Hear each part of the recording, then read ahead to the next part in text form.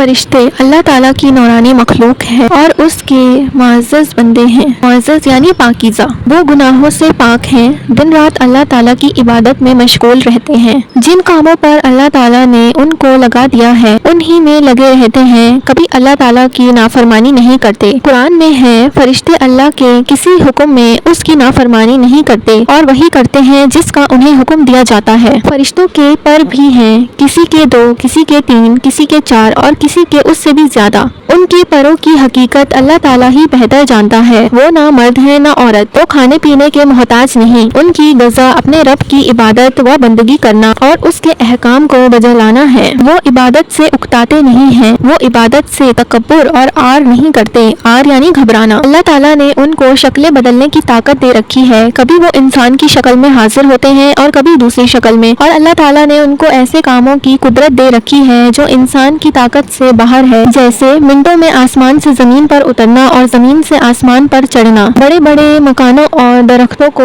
جڑ سے اکھاڑ کر پھینک دینا، کسی بستی کو اٹھا کر زمین پر پٹک دینا وغیرہ۔ آسمانوں اور زمینوں کے سارے انتظامات اللہ تعالیٰ نے ان کے سپرد کر دیے ہیں۔ فرشتے بے شمار ہیں، ان کی تعداد اللہ تعالیٰ کے سوا کوئی نہیں جانتا۔ قرآن میں ہے اور تمہارے پروردگار کے لشکروں یعنی فرشتوں کو اس کے علاوہ کوئی نہیں جانتا۔ ان میں 4 فرشتے بہت مشہور ہیں۔ نمبر 1 حضرت جبرائیل علیہ السلام، نمبر 2 حضرت میکائیل علیہ السلام، نمبر 3 حضرت اسرافیل علیہ السلام، نمبر 4 حضرت اسرائیل علیہ السلام۔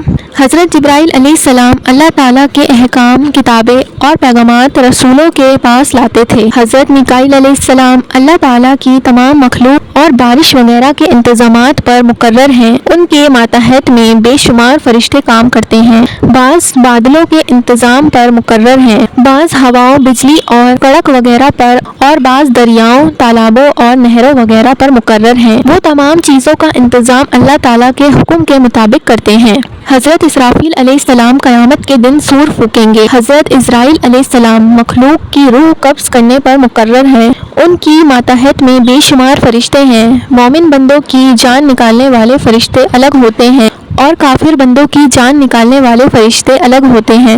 ان 4 فرشتوں کے علاوہ اور فرشتوں کا ذکر بھی قرآن و حدیث میں کیا گیا ہے، جن میں سے چند فرشتوں کے کام ذکر کیے جاتے ہیں۔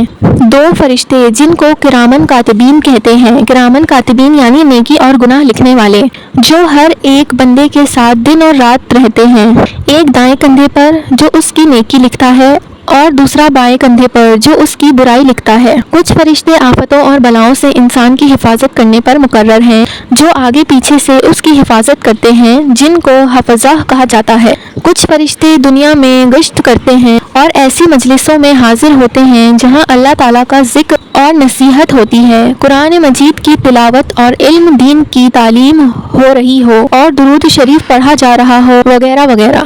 پھر وہ اللہ تعالیٰ کے سامنے مجلس میں حاضر رہنے والوں کی گواہی دیتے ہیں۔ کچھ فرشتے انسان کے مر جانے کے بعد قبر میں اس سے سوال کرنے پر مقرر ہیں، جن کو منکر نکیر کہتے ہیں۔ کچھ فرشتے جنت کے انتظام پر مقرر ہیں، کچھ فرشتے دوزخ کے انتظام پر مقرر ہیں، کچھ فرشتے اللہ تعالیٰ کا عرش اٹھانے والے ہیں۔ روزانہ 70,000 فرشتے البیت المعمور فرشتوں کا عبادت خانہ میں داخل ہوتے ہیں، پھر دوبارہ اس میں داخل ہونے کی انہیں نبوت نہیں آتی۔ کچھ فرشتے اللہ تعالیٰ کی عبادت و تسبیح میں مشغول رہتے ہیں، ان میں سے بعض قیامت میں، بعض رکوع میں اور بعض سجدے میں پڑے رہتے ہیں۔ اللہ تعالیٰ کے تمام فرشتوں پر ایمان لانا ضروری ہے، جو ان میں سے کسی ایک کا بھی انکار کرے وہ مومن نہیں ہو سکتا۔